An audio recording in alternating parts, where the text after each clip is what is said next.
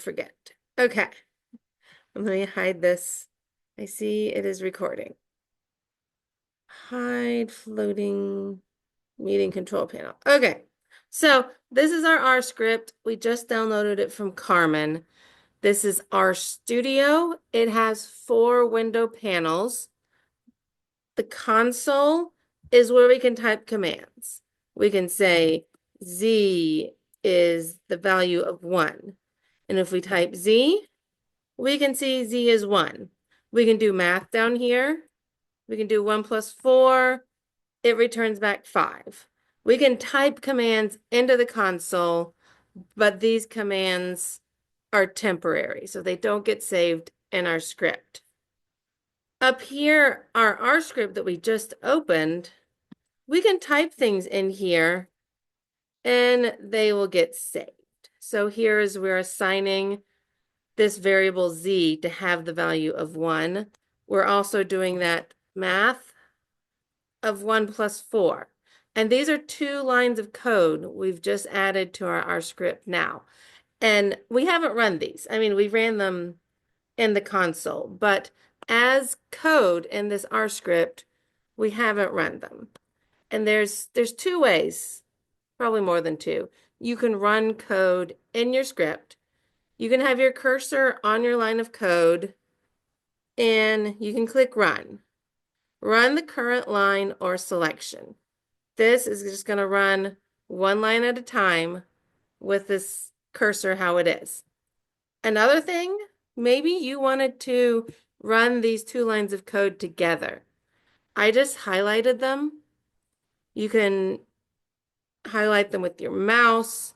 You can put your cursor at the beginning, press the shift key, and push down twice. And I did that to highlight both lines of code. And we can use that same run to run the selection. And down here we can see we just ran it again. We assigned Z to be the value 1, and we added 1 plus 4.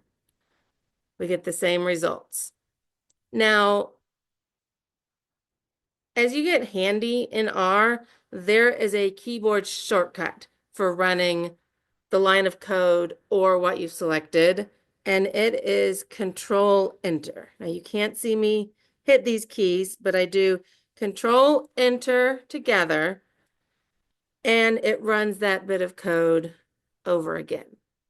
So we've run it in a couple of different ways, either by typing it into the console, running 1 line at a time, selecting a chunk and running that bit together with these buttons, or by doing the keyboard shortcut.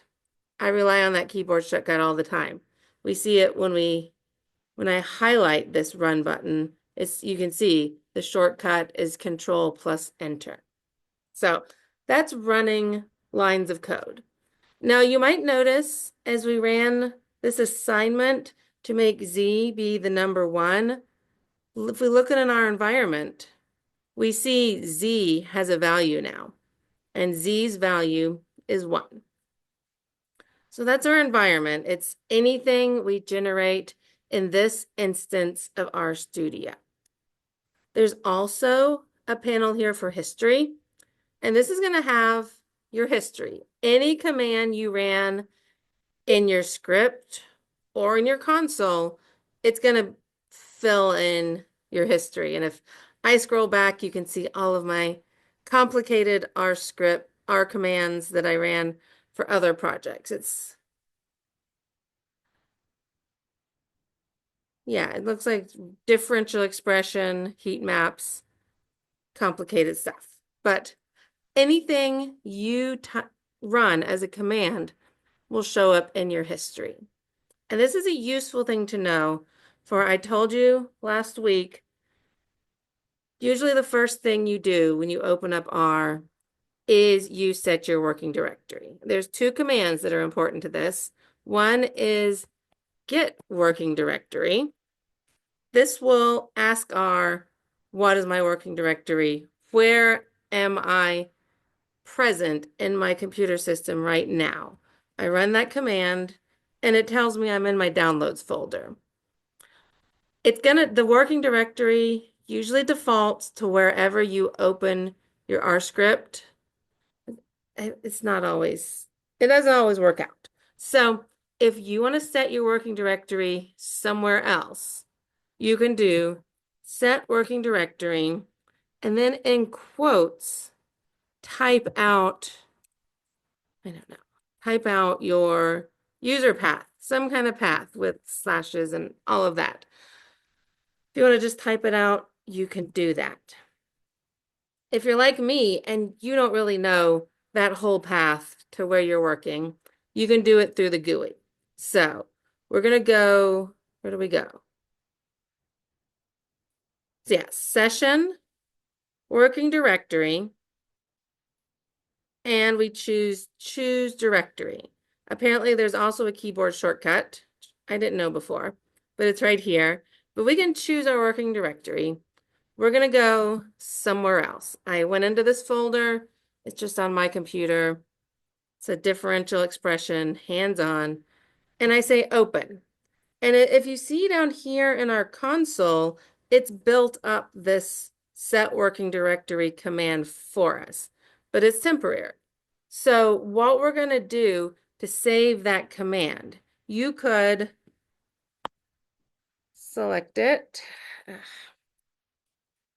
copy it, and paste it. That's one way. Or you could type it directly. It doesn't matter. But the clever way to do it is normally we just see our environment. Go to your history. And this is one of our commands that we have. And we have two options. For up here, we can send this command to our console. That's if we just want to run it. We do that. It's down here. We run that command. You'll see it pop up again. The other option is to send to source. And source means our script. So we have our cursor right here where we want to save this command. We highlight our command and we send it to source. And it gets plugged in to our R script right here. We can save the script and it will be there for next time we open the script or we want to run it again. If you see, we have our variable here, our variable Z. If I were to close this R script and open it again, then that variable Z would not be there anymore. Unless you chose the option to save your environment into a R data object. You have that choice. And think about with your application whether it makes sense to save your environment for later or not. I choose not to, but if you're working on something, you don't want to have to go through and regenerate those tables again, maybe you do want to save your environment into an R data object so that the next time you open your R script, all of those tables, all of those variables get loaded back into your environment automatically. So that was, I think, my recap from last week.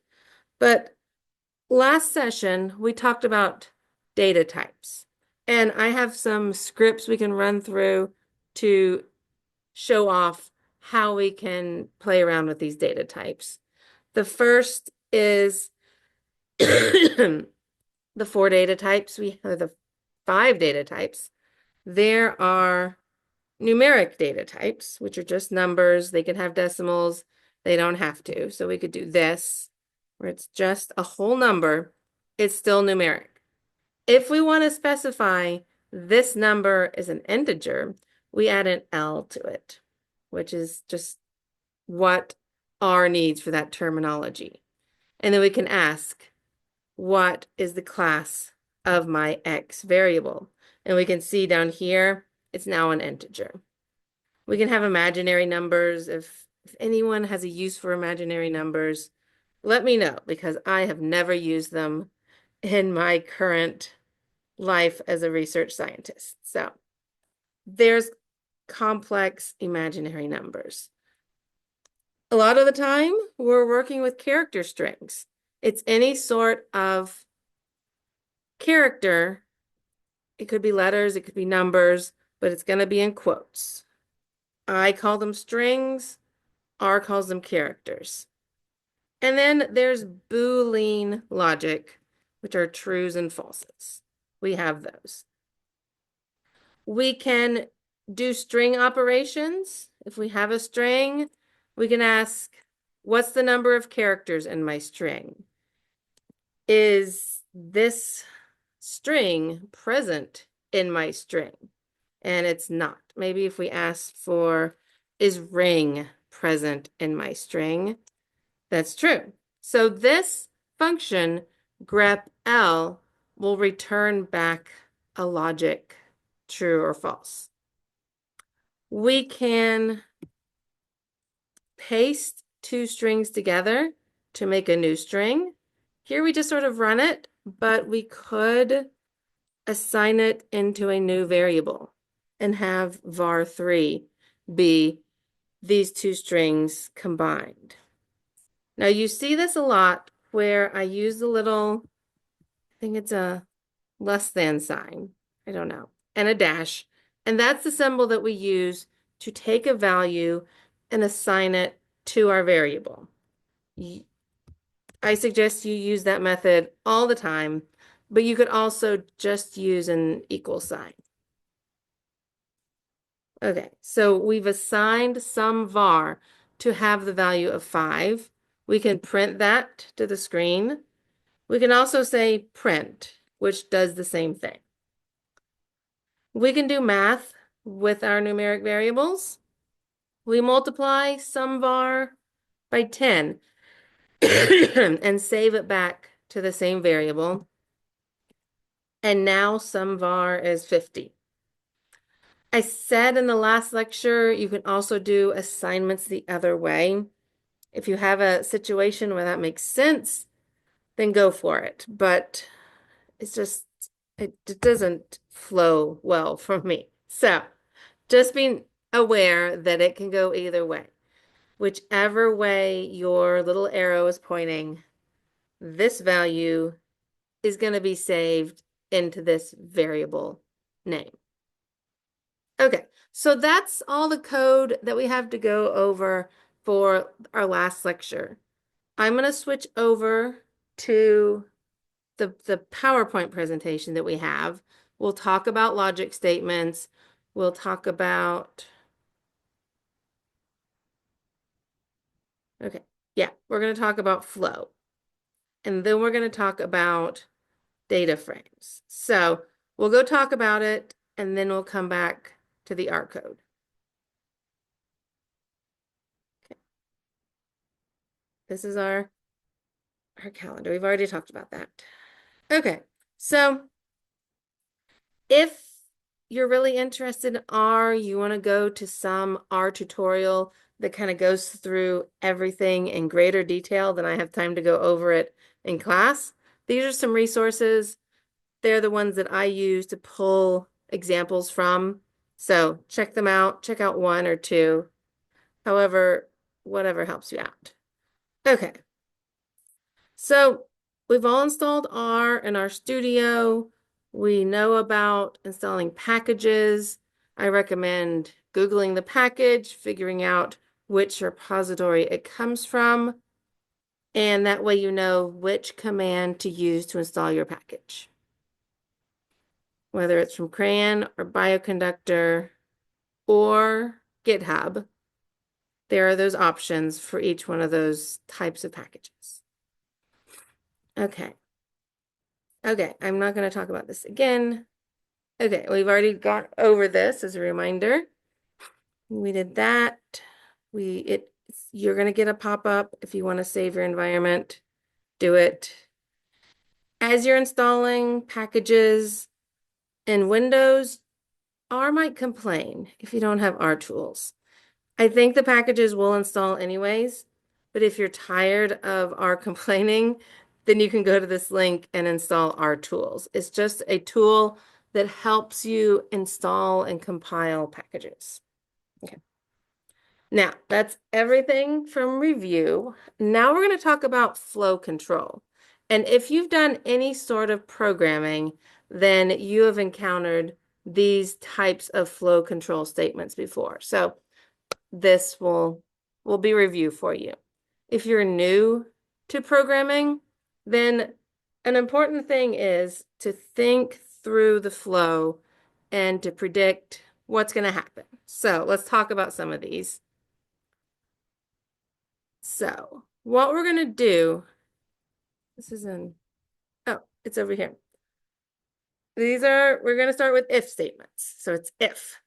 And an if statement defines a block of code that will be run if the logic is true. So you talk through these with just normal speaking language, and it should make more sense. So we're going to take our score, we're going to assign score to be 90 in this example. Then we have our if statement, and it says, if our score is greater than or equal to 50, we're going to check to see if that's true. If that is true, then within the curly brackets is going to be our code. If that part is true, it's going to print you won. So we have a score and we have a limit for that score. You get above a certain score and you win. Now we can make this more complicated and we could have that limit be a variable. So we set our score at 90 and we set our limit at 50. So in this case, we are asking whether our score is greater than or equal to our limit. And if that part in our parentheses is true, then we're going to run the bit of code in the curly brackets. It's simple. If true, run the code.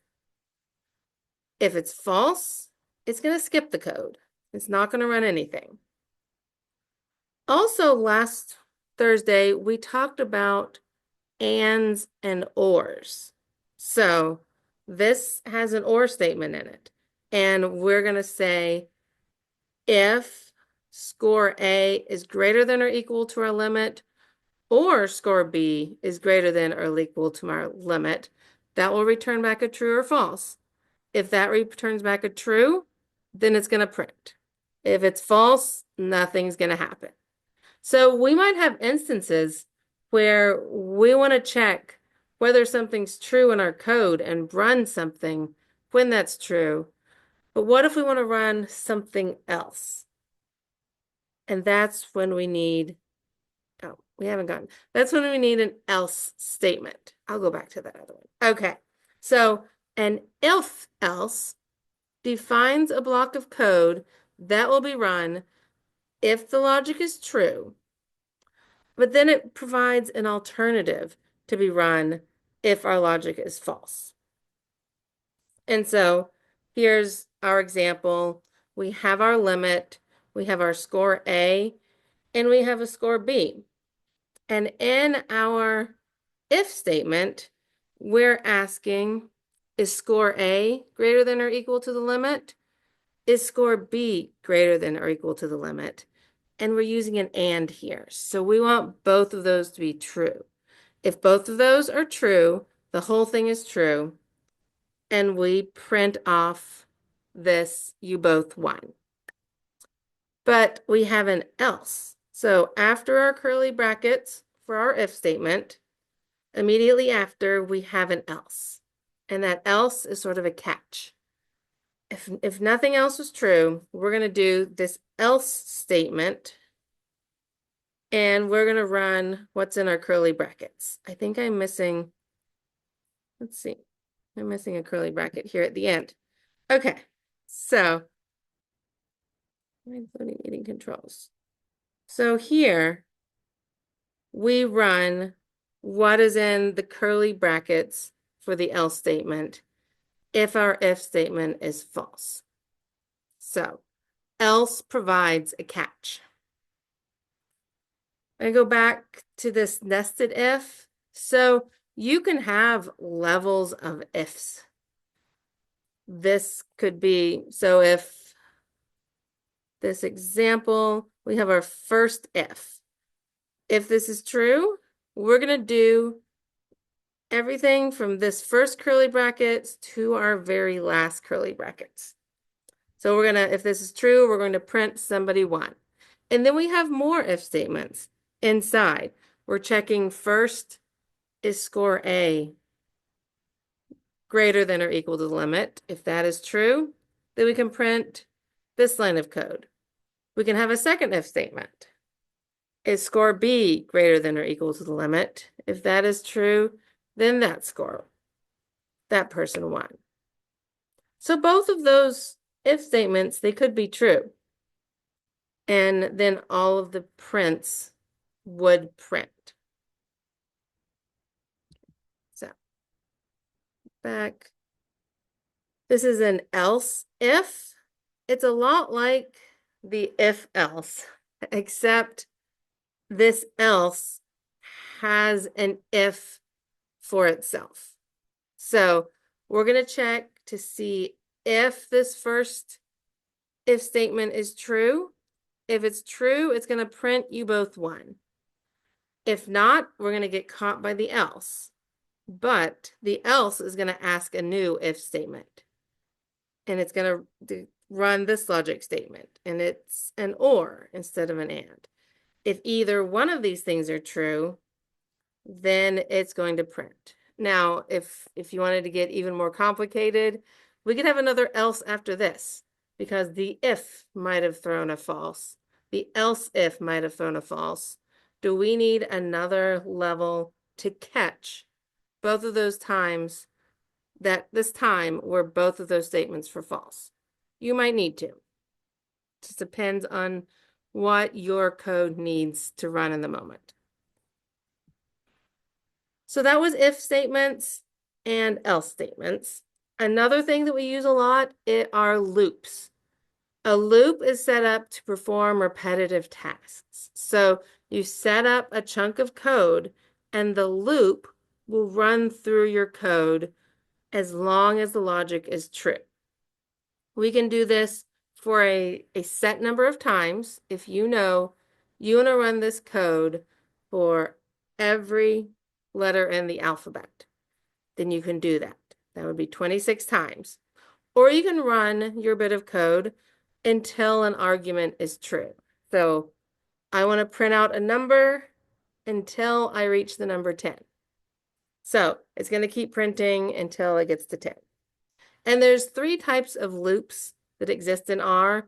There's for loops, while loops, and repeats. So we'll talk about these. A for loop defines a block of code, and this is to be run a specified number of times.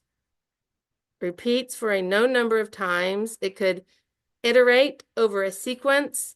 It can use an indexing value, but it doesn't have to. So in our first for loop, we're saying for I in the sequence of 1 through 10. This colon means through. Then we just want to print that number. And we'll see this in the code in a little bit. So it's going to print 1 through 10. Here's another example where we are giving our for loop a set of values. And this notation with a C and a parentheses is a way to give R a set list of values.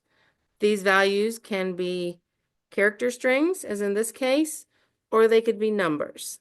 But C stands for combine, and it allows you to combine single values into a group of values. We'll have a name for this in a little bit. But we are running the code 5 times, once for each value in this. I can't say the word because we haven't gone over the word, but once for each one of these things. We can provide this list of things as a variable too. So for every value present in X, we're going to have our variable val be that value, and we're going to print it. So these are for loops to run a bit of code for a specified number of times. We can have a while loop. This uses an index. So we set I at the very beginning to be 1. We're going to run this statement, this bit of code, until I is not equal to 5. So I starting out as 1, we're going to print the number as 1. And then we're going to add 1 to 1. And I will be 2. So you can think about how this is going to run, how this is going to look when we run it, which we'll see in just a little bit. But this is going to run for until this statement is false. So it's going to be 4 times. Going to print out the number is and the number. So think about while loops where you have to set an iterator. This I is our iterator, and we need an instance where it's going to get to a point where our statement is false. If we chose poorly and this statement is never false, then you're going to get stuck in an infinite loop. If you say, keep running this as long as I does not equal cat, that will never happen because I, for 1, is numeric, and it's going to keep adding up 1 at a time, and it will never equal a character string. So that would keep running and running and running and running until you stopped it in R. There's also repeat loops, which will repeat forever until you work a break command into it. So here we start X out at 100. We're going to repeat. We're going to print 100. We're going to add 10 to our value. And we're going to, once X equals 130, if X equals 130, it's going to go into the curly brackets and run the break command. And break will stop the repeat loop and kick you back out to the normal flow of your code. Repeat loops, I think they're a little tricky because you got to make sure that you're going to hit this option for a break and that you set up a break, or you're going to get stuck in an infinite loop again. So be careful if you use repeat or while loops. I know in my own coding, I use for loops all the time. I use if loops all the time. I can't say that I've used a while loop or a repeat loop in practical use. And here's another thing to remember when you're doing if statements. If you want to check whether your variable is equal to some value, be sure to use the double equals, because a single equals means assign my variable to be this value, where a double equals means check to see if this logic is true. So that's an important thing to remember. Okay, so when you're running loops, break is a command to immediately stop the iterations and set the flow of your code to outside of the loop. It works on the innermost loop that it is placed. Next is another command that is used to step to the next iteration of your loop if you want to catch a case that would limit the rest of your loop. So it would allow you to keep iterating your loop, where break would break you out of it completely. Okay, so let's hop back to our code. I'm gonna hide these again. Okay, so back to our code. We're gonna run these logic statements, which we saw in the PowerPoint. So I'm gonna do this highlight and run. So we've already talked about them, but I just want to demonstrate that we get out of the flow commands what we expect. Here we are setting A to be 200 and B to be 33. We're asking, is B greater than A? And we're going to do something. So in this case, B is not greater than A. So we're caught by the else statement and it's printing A. You can run through this one line of a code, one line at a time. So we're at our if statement and it goes through and it runs everything from this curly bracket to this curly bracket. It's going to run all of that when we run this if statement. It knows to flow through both of them. Yeah, we're going to skip this because I talked about this last week. Okay, so here are our if statements we had in the PowerPoint. So we have our score. Let's do the complicated one right here. We have our score A, we have our score B, and we have a limit. We're asking, we want score A to be greater than or equal to the limit, and we want score B to be greater than or equal to the limit. If both things are true, then it's going to print this value. If either one of our scores are less than the limit, then it's not going to do anything. So let's see. Looks like score B is less than the limit. So my prediction is nothing will happen. And we see down here, our if statement did not print anything. Here's our more complicated one. So our first, so we have our scores and we have our limit. That doesn't change. So we have our first if statement and we see R is nice because it tells us this curly bracket ends down here. So our first if statement is covered by that bit of code. Internally, there are these other two if statements. So if our first statement is true, it's going to run all the code in between.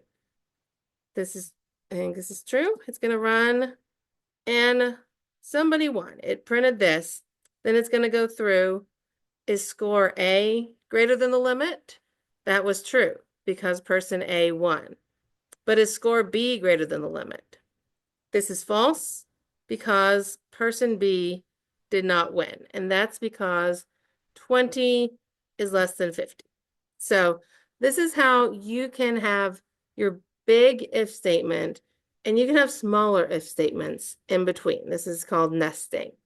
And the nice thing about R, if you see this curly bracket is not really lining up well, we can highlight all this code. We go to code and re-indent lines. This is going to line up all of our curly brackets so that it's easier to see which one goes with what. So here, the curly bracket that goes with this one's here. The curly bracket that goes with this one is lining up with our if statement up here. And the same thing up here, it has its own curly bracket. R is a little bit smart. So if you start your if statement, you type something, and you put your first curly bracket, it puts the other curly bracket there for you. And then you can put your code in here. It does it for parentheses too. So if we have 2, 3 times there, it just opened the other parentheses for us. So that makes coding in R a little bit easier. Here we have our if and else statements. So we start out with the if. We ask, is this true? If it's true, we're going to print this statement of you both won. If it's false, we have an else as a catch. And so we're going to see. It prints off somebody didn't win because our first if was false. It's getting caught by our else statement and doing what we need to do when our if statement is false. Then we have an if, else if, and an else. We get that we see where did it print. And this part is the part that was true in this case, because score A or score B is greater than or equal to the limit. So one person won in this case. I'm not going to go over it again. But okay, here are our for loops. For loops is like an if, where we have a logic statement in our parentheses. And for each one of those times, we're going to run what is in the curly brackets. So our first case is we are running this for I in each of 1 to 10. So we run that and it prints out 1 to 10. So it can be anything you want. Let's set this. So X is going to be 5 character strings. We can see that over here. And we see that C notation, where we start out with C, we have our parentheses, and we list out all of our character strings. And then we have our for loop. We're going to say for val equal to every option in our X variable, we're going to print out val. So, oh, I have to do the for. Okay, I start out of the for. So I tried to print out val. And it says val has not been assigned to anything. That makes sense. Because we need to run the for loop for val to have a value. So it's going to start out, it's going to set val equal to 1. Then it's going to print. Then val will equal 2. And it will print. And if we check over here, once we get through our for loop, val ends up being 5. So it's gone through every one of these values and ended up on 5. And then we can continue with our script. Okay, then we have an example of a while loop and a repeat loop. I'm just going to run one of these. So we set I to equal to 1. And while I is not equal to 5, we're going to print I, and we're going to iterate I to the next number. So we see I gets to be 1, 2, 3, and 4. But then once I equals 5, this logic, that logic is false. So we step out of our loop. We go to the rest of the code. If I'm going to make something that I shouldn't, I'm saying as long as I is not equal to -5, we are going to print this value. This is going to cause an infinite loop. So, ooh, no, it didn't. Okay. Here, let's try this. Okay, so see, it just keeps going. And if that happens, it's okay. You just go to this red stop sign, and this will tell R to stop. So we're going to stop it, and it does. So it's not the end of the world if you accidentally make a loop that is infinite. You can stop it. Let's see. Let's get this back. Okay. Just be aware that when R is running, there'll be a stop sign right here. And that's how you can end a runaway R code. Okay. So that is all we're going to talk about loops right now. We're going to go back to our PowerPoint, and now we're going to talk about data structures. So we've talked about data objects and how objects can have different types. We can also put those objects together into structures, and those structures have special names too.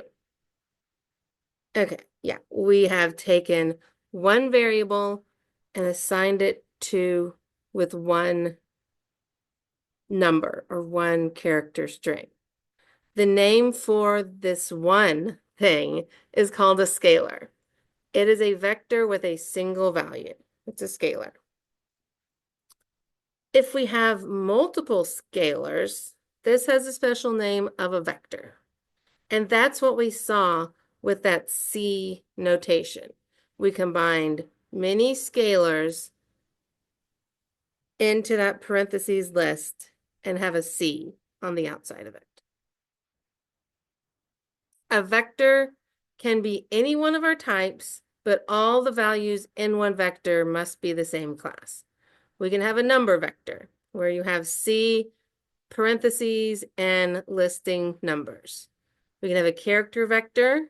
We have C again. We have parentheses, but all of our values are in quotes. We can have a logic vector, a bunch of trues and falses. If you want to represent a missing value in your vector, it should be NA. But you cannot have a vector that is numbers and characters. Now, if we wanted to have a two-dimensional vector, we would call that a matrix. So this is a vector with columns across the top and rows across the side. We see this in matrix algebra, where if you want to add one matrix to another, there's a certain way to do that. So this is a variable with two dimensions.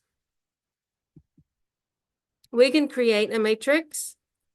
We give it what we want to fill the matrix with, list how many rows we want it to have, and whether to fill that matrix in by row or by column. So here we want to fill it with values from 1 to 36, and we want it to have 6 rows, and we want to fill it in by row. So we start 1, 2, fill in the row, then we go to the second row.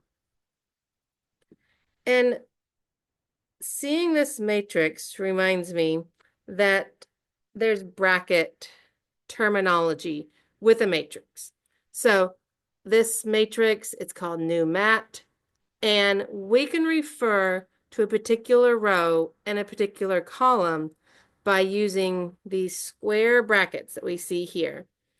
If we put square brackets after our matrix name, we can refer to the row being the first value, comma, the column being the second value. So row 1, column 5 would be open square bracket 1, comma 5, close square bracket. And that would return a 5.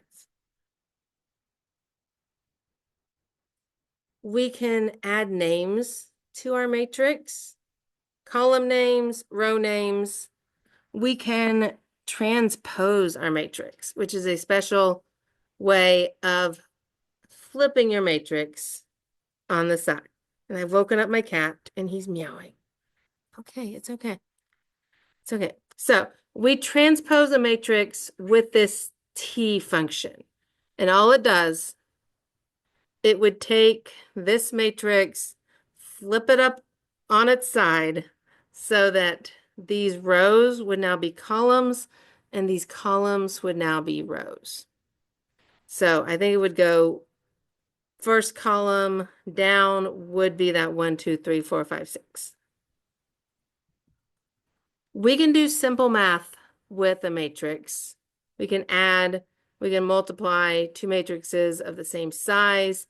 There's matrix multiplication, which I don't even remember what it is. But if you want to do that, then you use percent signs around your multiplication value. So we've talked about scalars, just sort of 0 dimensions. We've talked about vectors, which is 1 dimension. It's a line.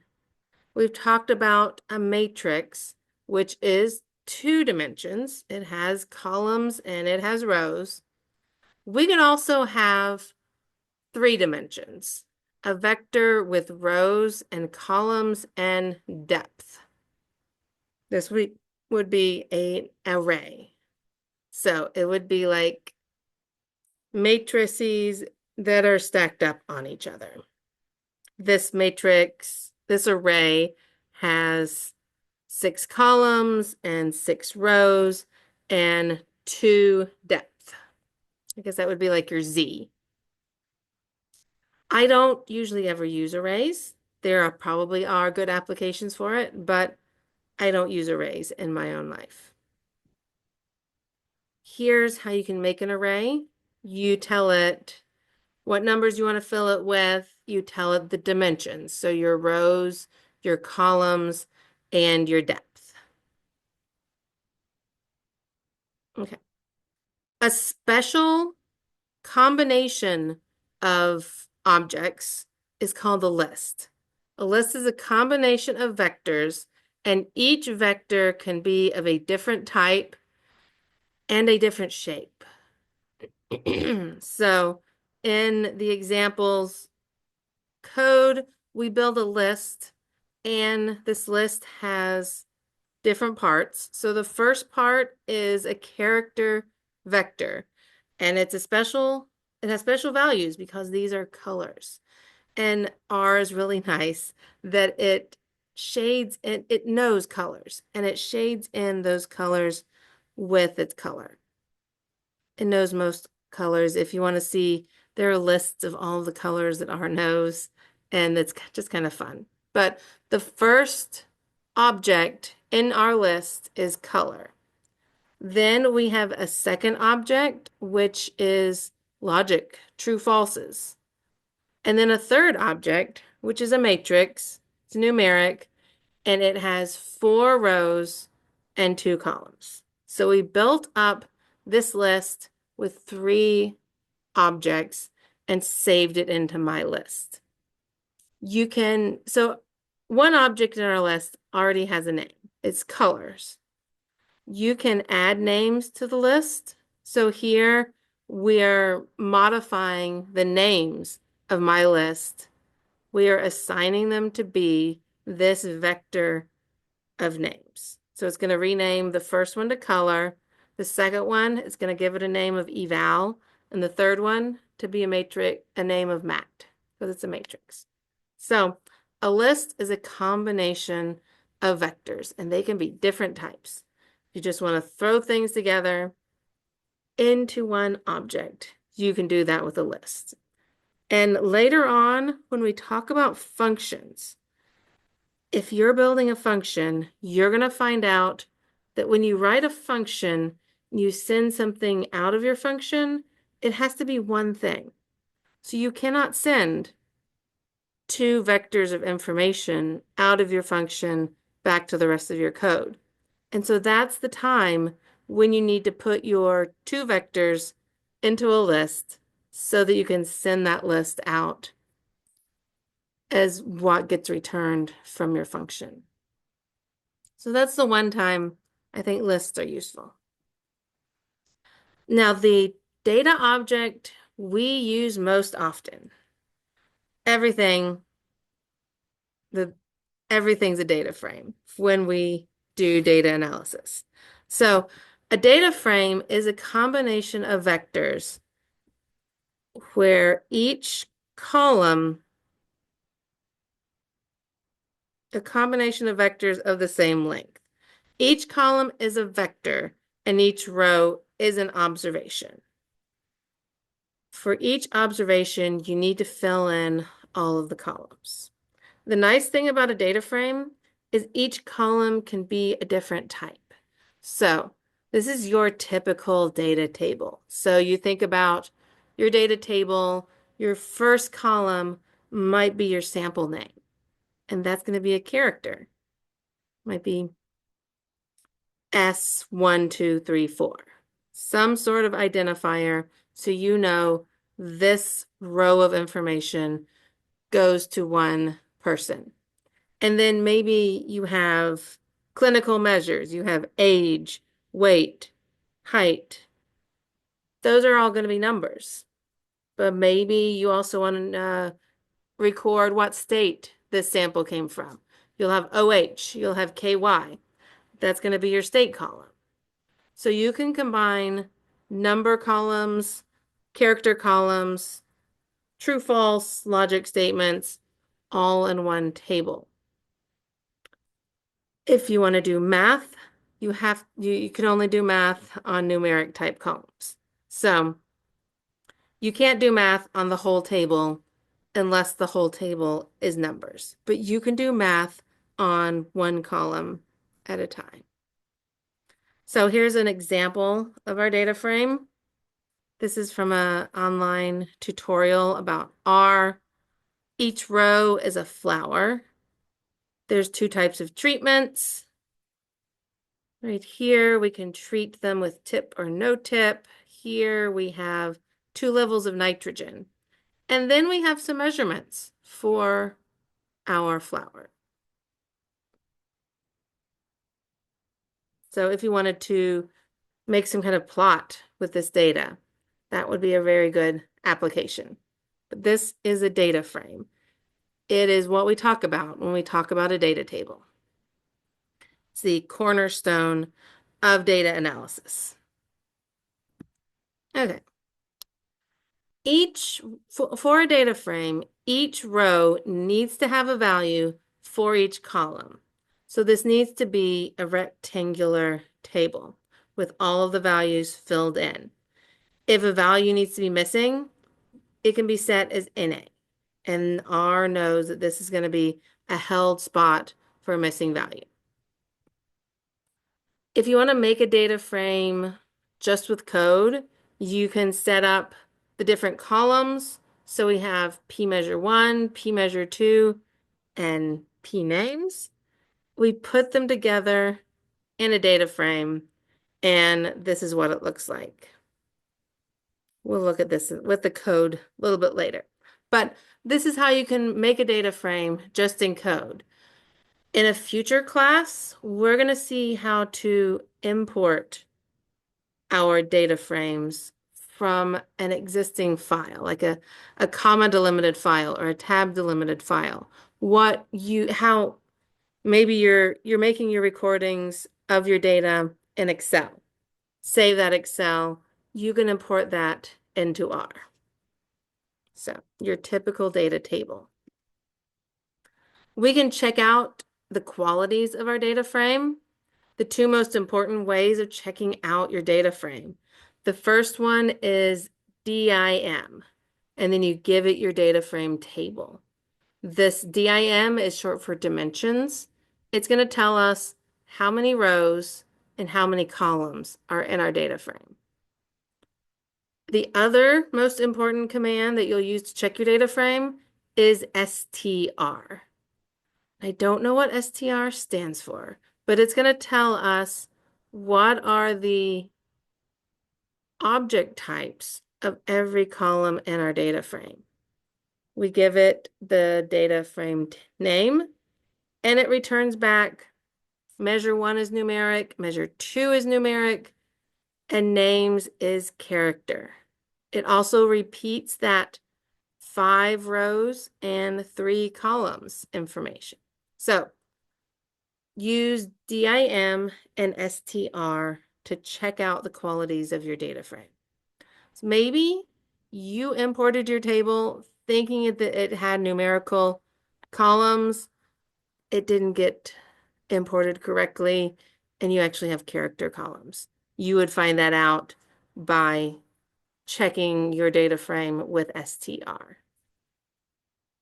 Now, a lot of times I will call a data frame a data table, but they're sort of interchangeable. In data frames, character columns can have special formats, and these special formats, they're called factors. And so if you know your character column has fixed and known set of values, you can factor that column, and R will keep that information in its memory. So maybe let's see, in this data frame example, we have these 2 values, 2 columns that are characters columns.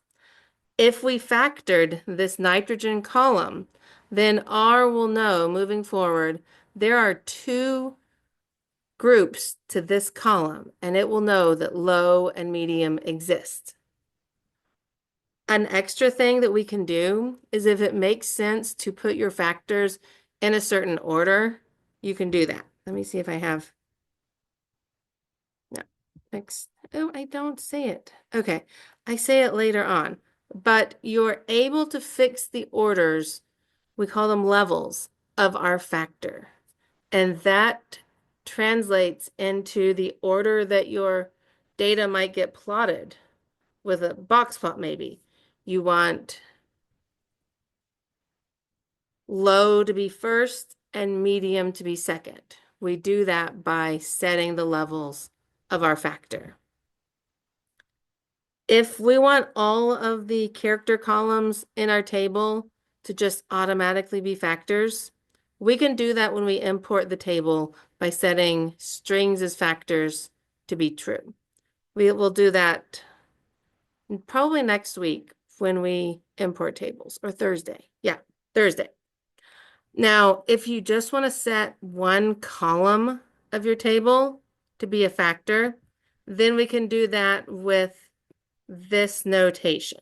So we have our data frame name. We have a dollar sign, and we refer to our column. So it's the table dollar sign column name. That's what we're saving to. And what we're saving to that is the factored table dollar sign column name. So we're taking a column, we're factoring it, and then we're saving it back to the original column in our data frame. It's going to modify the code behind that column. And so that when we look at it, it's going to be factored for everything that we use it in. This is a way to save those changes back to the original table. Okay. This is just going over what we've talked about so far today. Think about your variable type and what you want to do with it. We talked about using logic equations with ifs, if else's, for loops, while loops. Never use a single equal sign in your logic statement, and watch out for infinite loops. Think about ways you can structure your data objects, whether it be vectors or matrices or arrays for your simple objects. You can put those together in lists, but the best way to handle your data is to have it in a data frame. So we're going to go back to our code. Oh, we have a comment. Okay, yeah. STR means structure. Thank you. Okay, we're going to go back to our code to, let's see, what are we getting on? Okay. We start here with matrix creation. We're going to clean out our environment. If you see this broom over here, that's going to clear all existing objects from the workspace. You're cleaning it up with your broom. Are you sure you want to do that? Yes. Okay. So now if we wanted to remake all of that, we could go up here and run all of this over again. And then it would repopulate our environment with what we just had. But we don't need it, not for right now. We're going to look at some ways of creating objects and manipulating objects. So we start out with a matrix. We fill it with these numbers. We have 6 rows. We look at that. We see over here, we have our new mat in our environment, and it's a matrix. We can print it. So it's down here. Okay. We can see a matrix here. We see our rows. We see our columns. We can give it names. We're going to give the row names to be capital letters, the column names to be lowercase letters. I clicked on this new mat in our environment, and it opened it up in a new window. It has our column names and it has our row names. And this looks to me an awfully lot like a data frame, but it's not exactly. We can print it to the screen and it's going to have names down here. Then, like we talked about in the PowerPoint, we can transpose our new mat and it flips it on its side. So what once were columns are now rows, and the rows are now columns. If we wanted to put this, we're going to put our T new mat into a data frame. Mat data frame is going to be as data frame T new mat.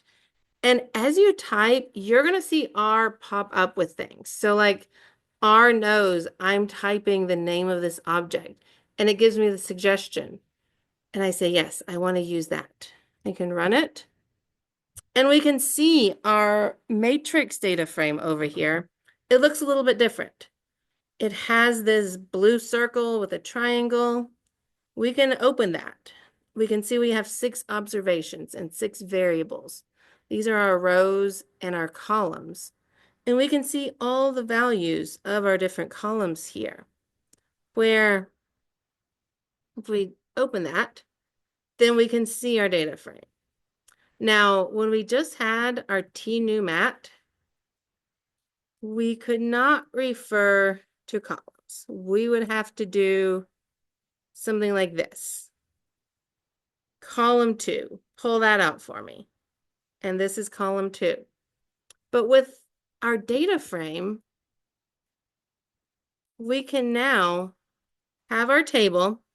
We can do $sign. And we see a pop-up of all of the columns from that data frame. There's an A column, a B column, and so on. So we can choose a column based on its name. I think I pulled out the row up here, where if I wanted, there. I don't, okay.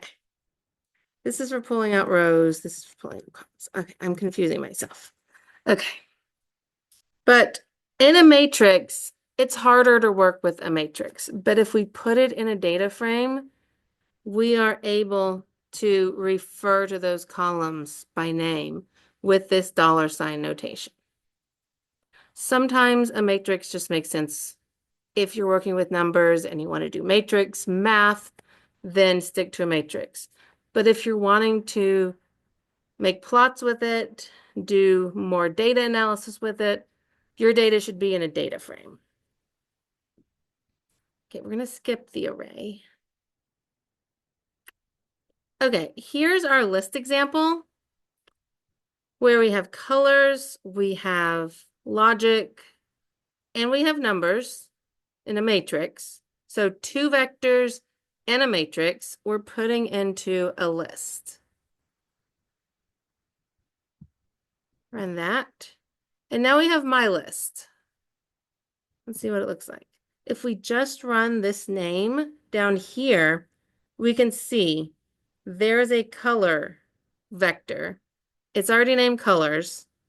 The second vector is our true falses. The third object is a matrix. If we look at it over here in our environment, we see it's a list of 3 things. Our colors are the first thing, our logic is the second, and then our matrix is the third. And only the first one has a name.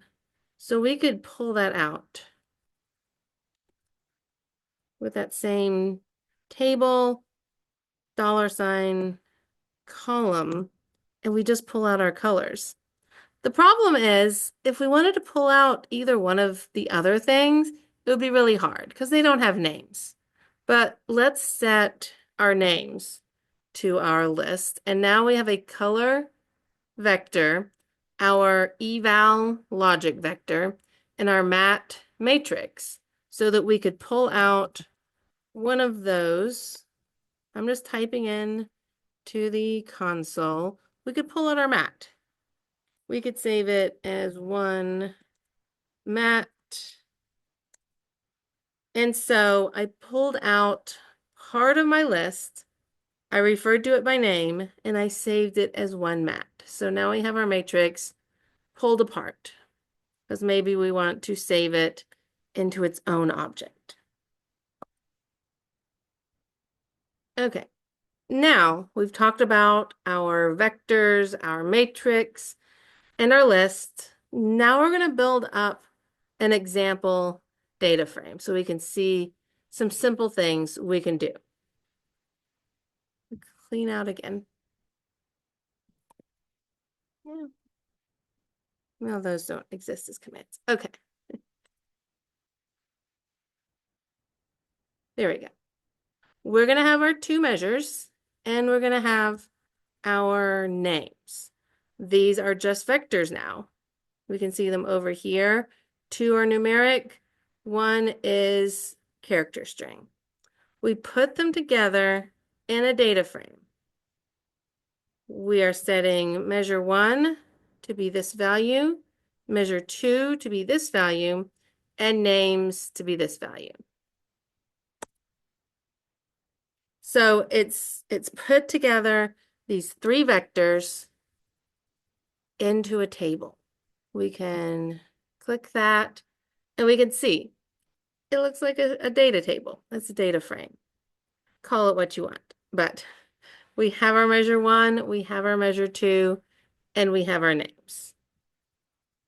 We could print it to the console. It looks exactly the same. We can get our dimensions. It prints out down here, 5 and 3. We know that means 5 rows and 3 columns. I always have to look it up, but the number of rows is first and the number of columns is second. Okay, and then we have that str command. What are the data types of our data frame? The first two are numeric and the last is character. And you can see for our character column, it's just listing out the patients. But I'm going to get ahead of myself. Here's our table name, there's the $sign. We get our names. We do this, vector, data frame, then this, we factor it. We saved it back to the original table. See what it looks like. We run this str again, and we see that our factors, that our patient names are now factors. R knows that there are 5 possible values for this column and that they have a set order now. The default order that R will put them in is by alphabetical order. If that doesn't make sense, then you need to set the order by setting the levels. And we do this, levels, and what we do is we list out patient 5, patient, whatever, all of the possible values for that column. List them out in the order that you want them, and then R will reorder them. If in this next example, I build that data frame and I tell R to make any character strings, force them to be factors. Just off the top, every string, I want it to be a factor. So we build our data frame and then we check the object types, and the same as when we did it manually, all of these character values are now factors. Okay. And then this last example, I do the same thing I already did, where I set the factor manually and then save it back to our data frame example names column. So think about whether you want your character strings to automatically be factors, set your strings as factors. Maybe you want to have more control over which columns get factored, and you want to do them one at a time. So those are two options to do that. So that's all the code I have today. In our last 10 minutes, I'm going to go through these last few slides, talk about pre-formatting your data. Pre-formatting. This is going to be what you do before you bring your data into R. What do you need to do to clean it up to make sure it's the best possible data it can be? So, the easiest way to save your data to be imported in R is to save it into a file and then import it into R as a data frame. Your data needs to be correctly formatted and saved in an appropriate file format. So here's some ways of formatting data. One is a really good way to do it, and the other is a bad way to do it. So I'll let you think a little bit about which would be the ideal way to format your data to import it into R. And I won't let you think too much, but it's this one over here. This square format, it looks like a data frame. That's how we want the data to be formatted to import into R. Sometimes it has defined columns here. We have a height, a weight, a blood pressure, and a name. And each row is one record, one measurement.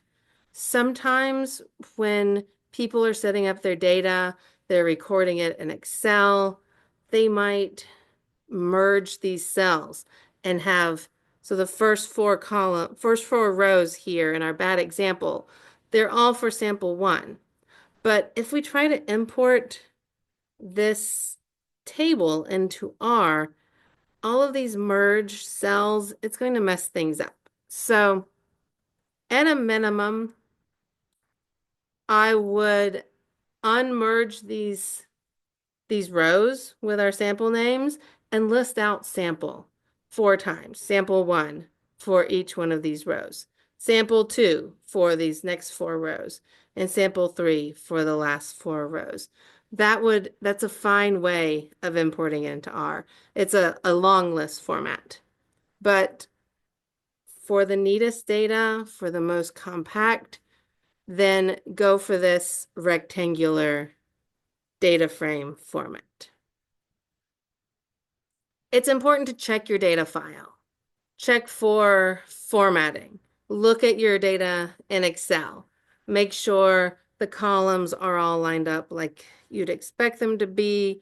Make sure your column names are something reasonable. I know some clinical data tables I get from my collaborators, they have all kinds of non-standard characters in the column names. They have parentheses, they have slashes, and you want really simple column names that are easy to identify, easy to pull the name out, just that makes sense. You need a delimiter, so usually this is going to be a tab or a comma, but that same delimiter needs to be used throughout the whole data. Typically, we'll have a TSV, which is a tab separated version, or a TXT, which is also tab delimited, or a CSV, which is comma delimited. You can even import an Excel into R, and I'll show that in our import-export lecture. Now, there's a problem with Excel. I know a lot of us are dealing with genetic data, and genetic data comes with gene names. If you open your gene expression table in Excel, maybe your differential expression results with gene names, open it up in Excel, and Excel might convert those gene names into dates. There's all sorts of SEP1, SEP2, SEP10s, and those get turned into Septembers. Here's December, here's October.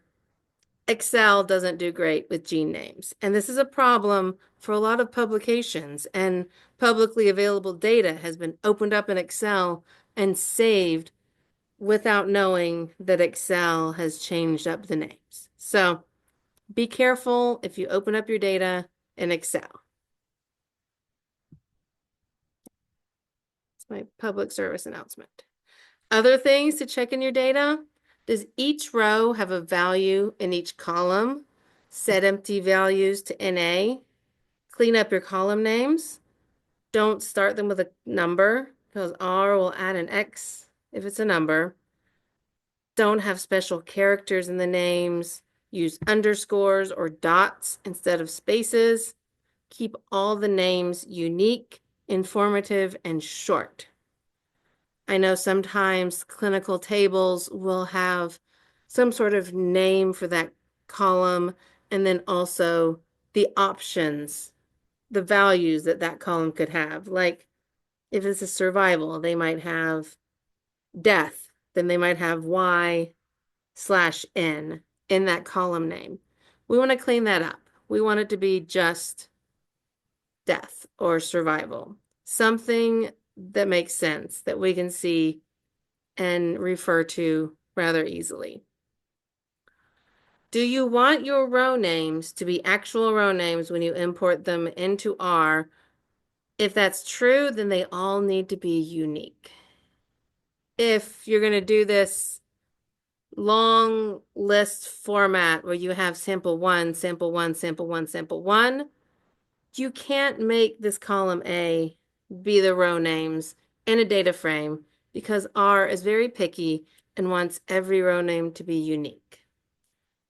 You would need to put your data into this square format where each row has a unique name. So one row for sample one row for sample two, and so on. That way, this E column could be official row names in your data frame. Check to make sure your data makes sense. Are the variables coded consistently? Are your units consistent? So if you have weight in your table and half of the data is in kilograms and half of the data is in pounds, that's not going to be okay to mix up. So make sure everything is consistent and makes sense, especially with those measures that you can kind of do judgment calls on. Would this be reality to a data set of measures that we would actually see in real life? Or was there some sort of clerical error? And then if you're looking at your data in Excel, save it in an appropriate format. The best way to save it would be that CSV or TXT. If you save it in Excel, it's a little bit trickier, but it's still usually okay. No spaces in your file name. R just in general doesn't like spaces in things. So these are just some things to think about if you're preparing your own data to import into R. Okay, so these are some things we have learned today. I went over some of the things we talked about last week about RStudio, about packages, and how to set up your working directory in that GUI environment so you don't have to write it out yourself. We talked about different types of variables, different shapes of variables, the vectors, the scalars, the matrix. We talked about coding flow and how logic operators can control what code we actually want to be run at different times. And then we talked about data frames, which is sort of the powerhouse of data in R. It's the typical table that we think about where each column can be a unique measurement and we can have different types of data in one frame. So looking to next Thursday, we're going to talk about data frames. We're going to import them. We're going to manipulate them. We're going to summarize them, and we're going to export them back out to a file. So I'll see you back on Thursday where we're going to talk about data frames. I'm going to stop recording.